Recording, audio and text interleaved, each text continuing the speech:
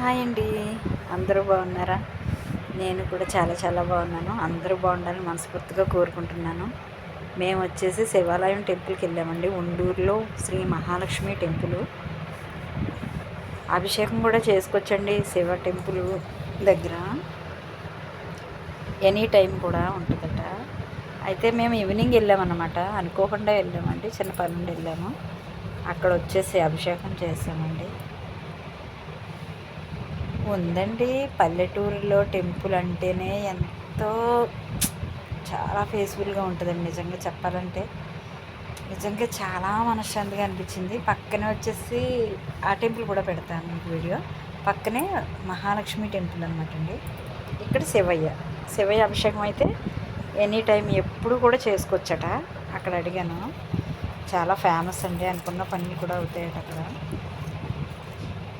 చూడండి ఫ్రెండ్స్, చాలా బాగుంది. అదిగోండి సో ఫ్రెండ్స్,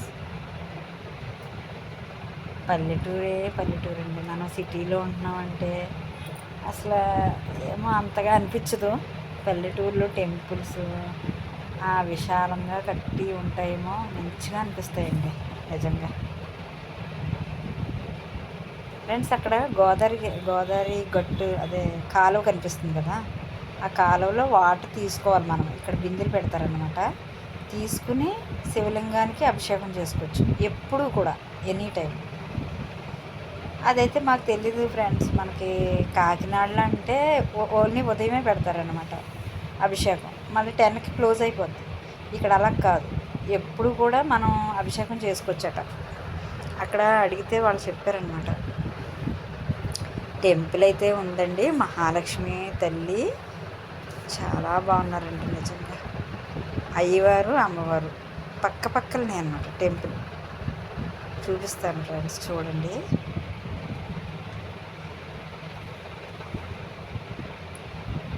అటు వెళ్తే అలా మెట్ల దగ్గర నుండి టెంపుల్కి వెళ్ళచ్చు. ఇక్కడ వచ్చేసి లింగాలండి.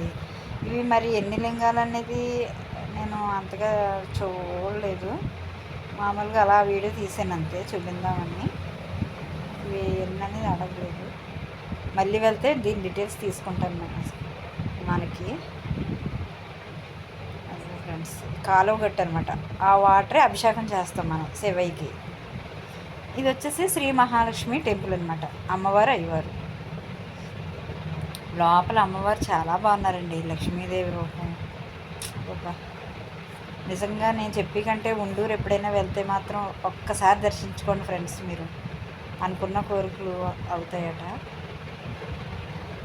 చూడండి ఎంత బాగుంది అమ్మ.